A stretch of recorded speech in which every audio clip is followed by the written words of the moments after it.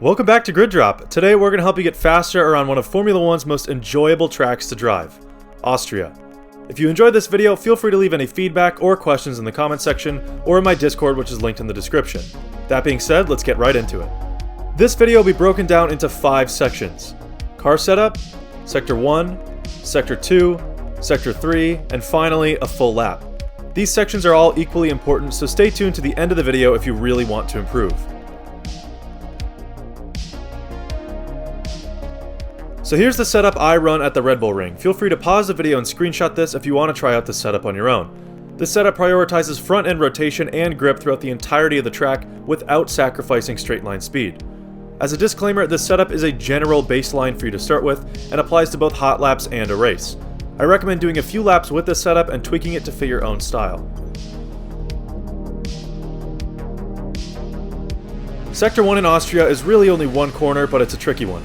Into the first corner, you want to keep an eye out for the 100 meter board on the left and brake exactly at this point. Under braking, keep your eyes focused on the apex of the upcoming corner, and you want to be turning in just after the 50 meter board. The turn in here is a little difficult. Too early and you'll cut too much of the inside curb, but more importantly, too late and you'll bump over the exit curb and off the track. The best thing to do is keep your eyes focused on the apex as you turn in. Aim to touch your front right wheel on the apex here, but try to avoid this yellow raised curb. So at mid-corner now, start slowly getting back on the power and aim to follow through to the exit curb. Here, aim your left front tire on the red and white curb, but avoid that yellow raised one at all costs. Going over this curb can really bump you around and you'll almost definitely go off the track. Accelerating more now, be cautious on the throttle. It's easy to lose some stability in this corner, so jamming the gas will definitely cause some wheel spin or worse. Up to the line now, enable DRS and fly down this long uphill straight. On the straight, you want to create the most efficient line through, so keep the car as straight as you can. Anyway, that's a run through of Sector 1, now let's see it at full speed.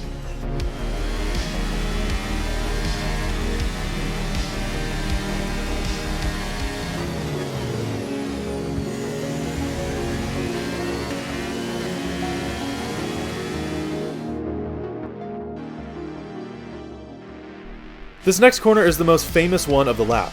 Watch for the meter boards on the left as you approach, and you want to brake exactly at the 100 meter board. This might feel super late, but this braking zone is uphill, which is why braking at 100 meters works here. Under braking now, again, focus your eyes on the apex of the corner. This is a really slow corner, so turning in is pretty easy. Still braking at the turn-in point, continue to watch the apex with your eyes. At the apex now, you should be completely off the brake and the throttle. This point of the corner is very narrow, and accelerating too early will cause you to lose some of that very necessary front-end rotation. Once the car feels a bit more rotated through the corner, you can get back on the gas. However, be very cautious. This corner exit is infamous for spinning. Once on the exit curb now, again, avoid going over that yellow raised curb. It pretty much bumps you right off the track like the last one. Carefully accelerating now, continue to pay attention to the throttle input and rear stability. At the line now, enable DRS for the straight. This straight is pretty short. Once approaching the next corner, stick to the left side of the track.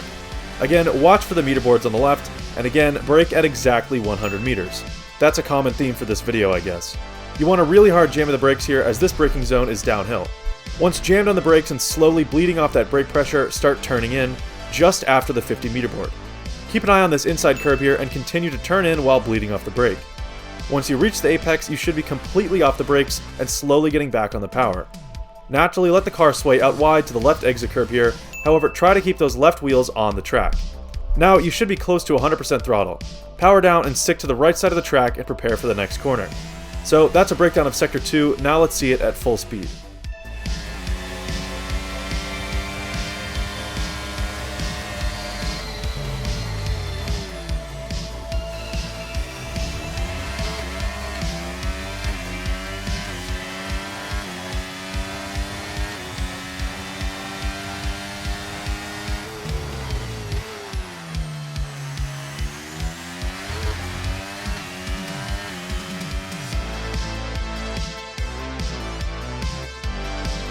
Sector 3 is the most complicated, but it's still not too bad.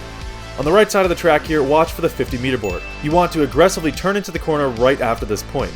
Immediately after that aggressive turn in, you want a dull use of the brakes, around 30 to 40%, along with 2 or 3 downshifts. This is only necessary for maybe a second, and then you should immediately replace that input with the throttle. In the corner now, stick as close as you possibly can to this inside curb, again keeping steady pressure on the throttle throughout the corner. Let your car widen out to the right and use as much of this exit curb as you can. By the time you reach this curb, you should be at full throttle. On the curb now, prepare for the next left-hander. It's basically identical to the last corner, but a bit more forgiving. Into the corner, you want to use the brake and turn in at the same time, right where these lines intersect on the right side of the track. Again, stick as close as you possibly can to the inside curb here, and you want 1 or 2 downshifts. As soon as you brake and turn in, immediately step on the gas again. It's very important you maintain that minimum throttle pressure through this corner. You can lose a lot of time through these last 2 corners by taking too long to get on the gas. Once accelerating more, sway to the right side of the track and gravitate towards this exit curb. You want to use the full width of this curb here as well. Once on the exit curb, focus your eyes to the upcoming portion of the track. Off this curb, you want to sway all the way to the left. This is a pretty natural progression, so don't force the car left. Riding this left-hand curb now, pull to the right before it ends so you don't hit the grass. We have the final 2 corners approaching. For this corner, you want to brake and turn in immediately after the 50-meter board. An aggressive turn in here can help you reduce understeer and rotate the front end a little bit smoother. Once turning in and braking, aim to be very close to this inside curb and get back on the gas right away. Again, maintaining that minimum throttle pressure here is key. By the time you sway out wide to the left exit curb, you should be at full throttle. Be careful when exiting this corner. It's very easy to go beyond the track limits here. For the next corner, there isn't really a reference point for braking. It's much easier to just base your braking by watching the apex. However, if you still need one, you should brake pretty much exactly between this pit entry line and the apex of the corner, right about here. Under braking now, keep your eyes focused on the corner. For this one, it's very easy to go beyond track limits on exit, so keep that in mind when entering the corner. I like to turn in a little bit more aggressively than I think is necessary in order to avoid that. I try to aim my front right wheel for the right of this yellow curb. Now usually there's a bit of natural understeer when turning in that aggressively, so the car naturally goes to the left of this yellow curb. However, that means it's perfectly placed for this corner. At mid-corner, wait a split second before getting on the power to ensure you won't go beyond track limits. Now, back on the power, naturally extend to the left side of the track and use the exit curb.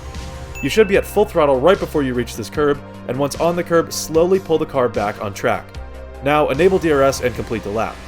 That's a look at Sector 3, now let's see it at full speed.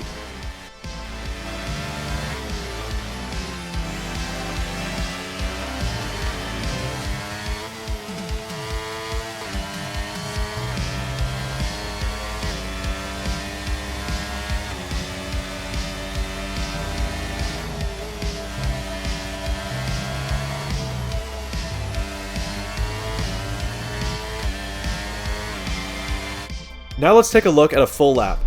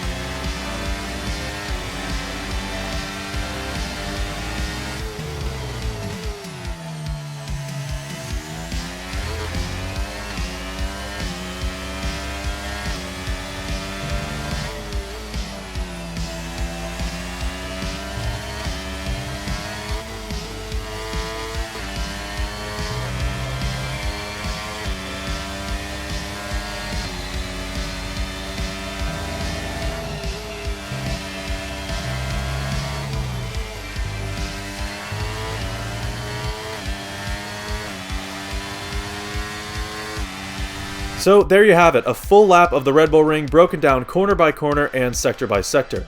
If you have any questions or need more tips, feel free to leave a comment on this video or in my Discord. Also, let me know if you want to see more track guides, and if so, which ones would you like to see.